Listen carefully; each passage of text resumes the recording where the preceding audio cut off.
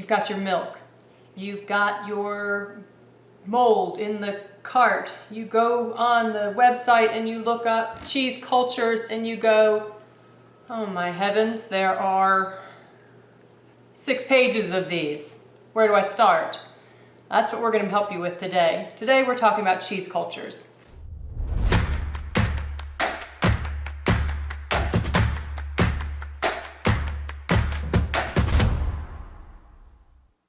The main thing you've got to remember when we're talking about cheese cultures are the 2 basic kind of cultures. First one is going to be thermophilic, the other one is going to be a mesophilic culture.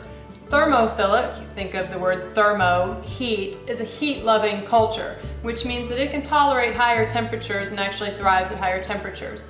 Thermophilic cultures are mostly used for Italian-style cheeses like mozzarella and provolone, those type of things. Occasionally it's added to some other things as well. The big one to start out with, I think, is going to be your Mesophilic culture. Mesophilic culture runs at a lower temperature, usually thrives somewhere around 80 degrees, 82, depends a little bit. And this is the one I recommend for people to get when they're starting out. So I've narrowed it down to start out with a Mesophilic culture. You can buy them on cheesemaking.com in these little pre-mixed packets, and this is okay, but it's kind of an expensive way to do it. I like to do it with these great big packets. Now this is the one that I'm going to recommend that you start out with. It is an MM100 or an MM101 culture, and with this you can make a variety of hard cheeses like a Colby and a cheddar. You can make soft cheeses like a Chev. It's very, very versatile, and it's really, if you're going to start out, get you a packet of this, a bottle of rennet, your milk, a mold, you're good to go. Depending on where you get these, some of them will have a sticker on it with the ingredients, and that's actually really handy if you want to go look up different brands of the cultures. There are several different companies that make it. I've got some of these Choose-It ones. I have some of these, not sure the brand, but these are on cheesemaking.com too with this with this sticker. So usually you just want to make sure that you've got something with the same strains of bacteria in them.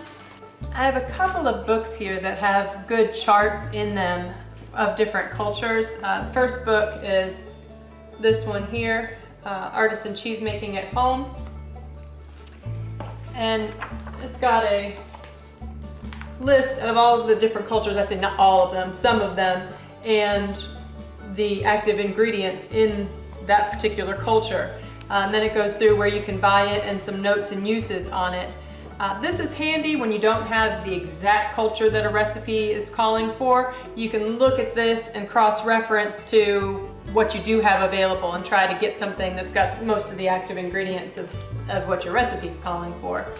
So that's handy. And then this Mastering Artisan Cheesemaking book, it's also got a chart, and this one doesn't go through the names quite the same, but it does give you the active ingredients and a little bit about what it does in your cheese and what kind of result, what kind of type of cheese to use those for. So I like to cross-reference those. Again, when you're starting out, you're not going to need to get this much in depth. It's not going to make that big of a difference. If it calls for a Mesophilic culture, just get that MM100, MM101, and kind of go from there, branch out from there. Now I mentioned the MM100, MM101. That changes. It's the same culture, but it changes slightly because there's this thing called cheese phages, which if you don't make a whole lot of cheese, you're not going to have to deal with. But they're things, little microbes that can attack your cheese, and that helps to keep it from building up in your equipment or your cheeses being susceptible to it. So 100, 101, it doesn't matter. When it comes to thermophilic cultures, there are a whole lot to choose from. And I've got, I don't know, probably 4 or 5 different thermophilic cultures here. I would probably just start with a thermophilic type B culture. That's the one that's mostly going to be for your Italian cheeses. Really, when you're just starting out, just try one. You know, most of them are going to be okay. When you get past the cheese cultures, whose primary role in your cheese making is going to be to acidify your milk and get it ready to add your rennet and have it set up and go from there and produce acid, eat up those sugars. When you get past there, there are a couple of other additives, I guess, ingredients that you might come across. The first thing that you might want to come across is doing some of the bloomy rind cheeses. There are a couple of white molds that you can buy. I've got those in this bag. You notice all of these I keep in the freezer, and I keep them in little Ziploc bags in the freezer just to keep everything fresh. Okay, your first mold is going to be this Geotrichum candidum.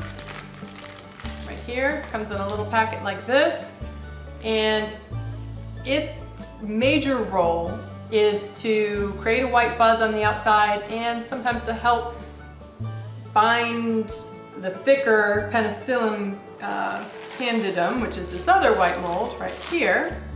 This is the Penicillium candidum, and the Geotrichum helps to bind this mold to the cheese so your rind doesn't slip on your cheese.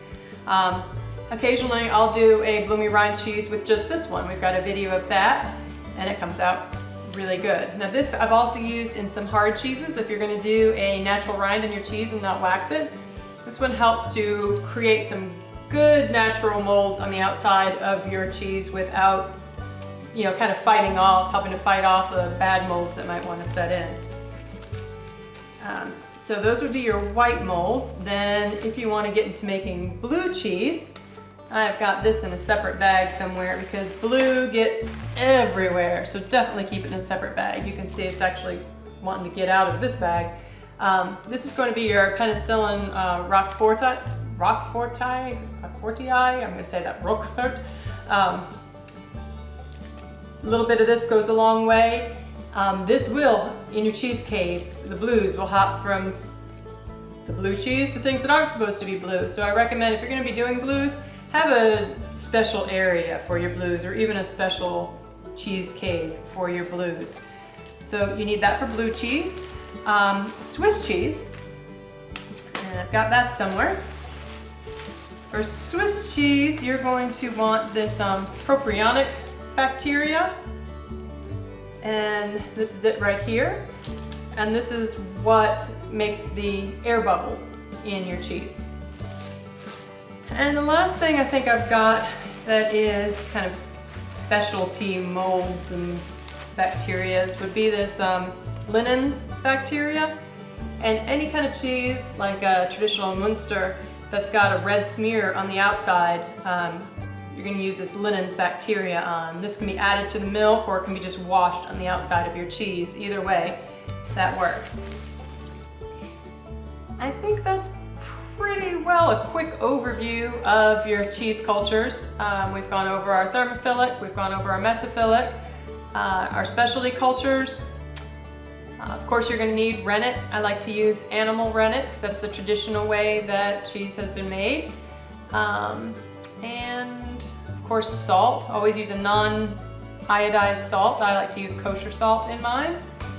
And I think that's about it. So if you have any questions about cheese cultures, I didn't go into a whole lot of detail on what every single little kind will do. But if you have any questions, feel free to leave it in the comments. I'll try to get you an answer to that. Thank you for watching. Please take the time to subscribe.